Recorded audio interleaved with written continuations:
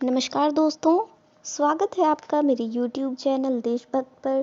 दोस्तों, आज की अपनी इस वीडियो में हम बात करेंगे अपने देश के स्वतंत्रता दिवस के बारे में। जी हाँ दोस्तों, इस बार हम अपना 74वां स्वतंत्रता दिवस मनाएंगे। जी हाँ दोस्तों, 15 अगस्त को हम अपना 74वां स्वतंत्रता दिवस मनाने जा रहे हैं और ये स्वतंत्रता दिवस हम सभी को याद दिलाता है उन सभी फ्रीडम फाइटर्स की जिन्होंने हमारे देश को अंग्रेजों के शासन से छुड़ाने के लिए जी जान लगा दी और इस स्वतंत्रता को पाने के लिए उन्होंने क्या क्या कठिनाइयाँ सही हैं वो हम सभी जानते हैं और इस दिन को याद करते हैं। दोस्तों, हर साल की तरह इस साल भी हमारा देश या हम सब अपने स्वतंत्रता दिवस को मनाएंगे और इस दिन हम याद करेंगे कि हमने किस तरह से ब्रिटिश शासन से अपनी आज़ादी पाई थी। इस साल भारत जो है वो अपना 74वां स्वतंत्रता दिवस मनाएगा, लेकिन कुछ अलग ही ट्विस्ट के साथ। दोस्तों, जैसा कि हम सभी जानते हैं, इस दौरान हम कोरोना वायरस की एक महामारी से जूझ रहे हैं, जिसकी वजह से कोई भी सामाजिक एकत्रण नहीं होगा। लाल किले पर झंडा फहराने की जो रस्म होती है, जिसमें हमारे देश के प्रधानमंत्री जी लाल किले पर झंडा फहराते हैं और वहां से देश को संबोधित करते हैं, वो भी कुछ लिमिटेड लोगों की देखरेख में या मौजूदगी में होगा। इसके साथ साथ 15 अगस्त के दिन हमारे देश में 21 तोपों की सलामी होती है। अलग अलग जो हमारी फौज हैं, वायुसेना, थल सेना और जल सेना, वो सभी सलामी देती हैं, परेड करती हैं। उसके लिए भी इस साल यानी कि ये सब परेड नहीं होंगी। इन सभी सेनाओं ने पहले से ही तैयारियां शुरू कर दी हैं, जो कि हर साल की तरह लाइव दिखाया जाता था। इस बार वो पहले से ही रिकॉर्ड करके टेलीकास्ट किया जाएगा, इस बार वो लाइव नहीं दिखाया जाएगा। दोस्तों, इस दिन को हम बड़े ही हर्षोल्लास के साथ मनाते हैं। इस दिन हम सभी उन फ्रीडम फाइटर्स की सैक्रिफाइस को याद करते हैं जिन्होंने अपनी जान की परवाह ना करते हुए हमारे लोगों की या हम लोगों की भविष्य की चिंता करते हुए अपनी जान की बाजी लगा दी या अपने जान की आहुति लगा दी। तो इस दिन हम उन सभी लोगों को याद करते हैं जिन्होंने अपनी जान की परवाह ना करते हुए ब्रिटिश हुकूमत से हमारे देश को आज़ाद कराने के लिए दिन रात एक कर दिया और किसी ना किसी तरह से हमारे देश को उनकी हुकूमत से आज़ादी दिलाई। खैर, अब चाहे हालात जैसे भी हों, लेकिन इस महामारी के चलते भी हम अपने इस त्योहार को अच्छे से मनाएंगे और पूरी सुरक्षा के साथ मनाएंगे। दोस्तों, अगर आप मेरे चैनल पर पहली बार आए हैं तो मेरे चैनल को सब्सक्राइब करें और साथ में बने बेल आइकन को प्रेस करना ना भूलें और मेरे साथ आखिर तक बने रहें। दोस्तों, ये तो हम जानते हैं कि जो ब्रिटिश थे वो हमारे देश में सबसे पहले व्यापार के लिए आए थे, लेकिन उस समय के हमारे देश के हालात को देखते हुए उन्होंने हमारे बीच में फूट डालो और राज करो की नीति अपनाकर सब 200 साल तक राज किया।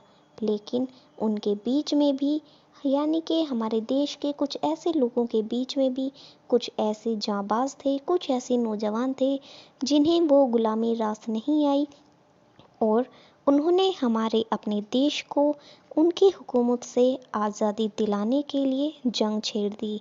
तो दोस्तों, ऐसे वीर सपूतों को हम अपने देश से, अपने दिलो दिमाग से कैसे निकाल सकते हैं, जिनकी वजह से हमें आज इस खुली हवा में सांस लेने का मौका मिल रहा है। मरने के बाद भी जिसके नाम से जान है, मरने के बाद भी जिसके नाम में जान है, ऐसे जाबाज सैनिक हमारे भारत की शान है। दोस्तों, भारत के उन वीर सपूतों ने अंग्रेजों से अपने भारत को आज़ाद कराने के लिए बहुत लड़ाई लड़ी, बहुत से आंदोलन किए, उनके साथ बहुत सी बातों पर बहसें की, जिसके बाद ब्रिटिश हुकूमत ने के जो आखिरी वायसराय थे लॉर्ड माउंटबेटन ने आखिर में भारत को 15 अगस्त 1947 को फ्री कर दिया, आज़ाद कर दिया और भारत को सारी पावर दे दी, जो कि उस टाइम तक उनके हाथों में थी। दोस्तों, जो काम उस टाइम के वीर शहीदों ने किया या वीर सपूतों ने किया, वही काम आज भी सरहदों पर हमारे सैनिक कर रहे हैं, जिनके दिल में ये बात हमेशा रहती है कि सरफरोशी की शम्मा दिल में जला लूं तो क्या होगा, सरफरोशी की शम्मा दिल में जला लूं तो क्या होगा, सारा लहू अगर सरहदों पर बहा दूं तो क्या होगा। जी हाँ दोस्तों, सभी के अंदर एक देशभक्ति की भावना ऐसी ही होनी चाहिए, जैसा कि आज के टाइम पर हमारे सैनिकों की सरहदों पर और उस टाइम के वीर सपूतों की, जिन्होंने हमें आज़ादी की हवा में सांस लेने का मौका दिया। दोस्तों, स्वतंत्रता दिवस वो दिन है जिस दिन हम अपने उन वीर सपूतों की त्याग को याद करते हैं, जिन्होंने ब्रिटिश हुकूमत के सामने डटकर खड़े रहना उचित समझा और उनके द्वारा दिए गए दंड को खुशी खुशी सहा, ताकि उनके आगे वाली जनरेशन्स, उनके आगे वाली पीढ़ी खुली हवा में सांस ले सके। आखिर में 200 साल तक उनकी गुलामी करने के बाद हमारे देश को इस दिन आज़ादी की हवा में सांस लेने की मोहलत मिली। दोस्तों, उन लोगों की मेहनत, उन लोगों का समर्पण रंग लाया और आखिर में 15 अगस्त 1947 को हमारे देश ने आज़ादी प्राप्त की और उसके बाद हमारे देश के प्रथम प्रधानमंत्री पंडित जवाहरलाल नेहरू ने दिल्ली के लाल किले पर भारत के तिरंगे को लहराया और वहां से लोगों को संबोधित किया, और तब से लेकर आज तक ये परंपरा चली आ रही है, यानी कि हर साल इस दिन 15 अगस्त को हमारे देश के प्रधानमंत्री जी लाल किले पर हमारे देश के ध्वज तिरंगे को लहराते हैं और वहां से देश की जनता को संबोधित करते हैं। दोस्तों, इस दिवस को यानी कि 15 अगस्त को अलग अलग जगह पर अलग अलग तरीके से मनाया जाता है।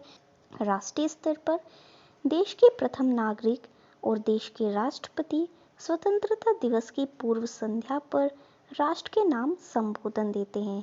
इसके बाद अगले दिन दिल्ली में लाल किले पर तिरंगा झंडा फहराया जाता है, जिसमें 21 तोपों की सलामी दी जाती है। इसके बाद प्रधानमंत्री देश को संबोधित करते हैं। आयोजन के बाद स्कूली छात्र या राष्ट्रीय कैडेट कोर के सदस्य राष्ट्रगान गाते हैं। लाल किले में आयोजित देशभक्ति से ओत-प्रोत इस रंगारंग कार्यक्रम को देश के सार्वजनिक प्रसारण सेवा दूरदर्शन के द्वारा देश भर में लाइव टेलीकास्ट किया जाता है। इसके अलावा एक अत्यंत लोकप्रिय गतिविधि जो स्वतंत्रता की भावना का प्रतीक है, वो है पतंगे उड़ाना। आसमान में हजारों रंग बिरंगी पतंगे देखी जाती हैं। ये चमकदार पतंगे हर भारतीय के घरों की छत और मैदान में देखी जा सकती हैं, और ये पतंगे इस अवसर के आयोजन का अपना एक विशेष तरीका है।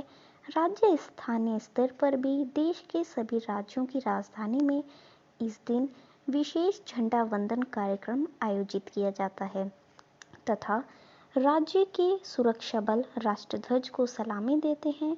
हर एक राज्य के मुख्यमंत्री ध्वजारोहण करते हैं।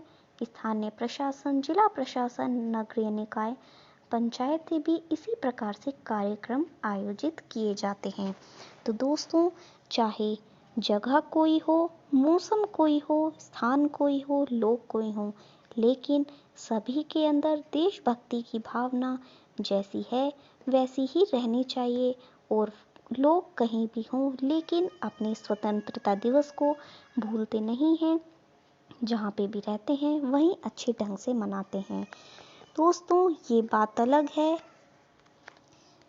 अलग है कि ऐसे मौके पर जो आतंकी संगठन होते हैं वो दांव लगाए बैठे रहते हैं कि कहां पर हमला करें और लोगों के मन में दहशत पैदा की जाए, लेकिन इसकी देखरेख के लिए भी सरकार काफ़ी अच्छे कदम उठाकर रखती है कि उनको किस तरह मुंह तोड़ जवाब देना चाहिए। लेकिन दोस्तों, एक बात तो है, या ये बात तो कहनी चाहिए कि कुछ तो बात है मेरे देश की मिट्टी में साहब, कुछ तो बात है मेरे देश की मिट्टी में साहब, सरहदें कूद के आते हैं यहाँ दफन होने के लिए। और इसलिए कहा भी जाता है और कहना भी चाहिए कि कहते हैं तुझसे दुश्मन मत ले हमारा इम्तिहान, कहते हैं तुझसे दुश्मन मत ले हमारा इम्तिहान, तू क्या जाने ताकत वतन की जिसे सब कहते हैं हिंदुस्तान, तू क्या जाने ताकत वतन की जिसे सब कहते हैं हिंदुस्तान। दोस्तों, आशा करती हूँ कि आपको मेरी ये वीडियो पसंद आई होगी। आगे भी मेरे साथ बने रहने के लिए और ऐसी वीडियोस के लिए मेरे चैनल को सब्सक्राइब करें और साथ में बने बेल आइकन को प्रेस करना ना भूलें और मेरी वीडियोस को ज़्यादा से ज़्यादा लाइक और शेयर करें। जय हिंद।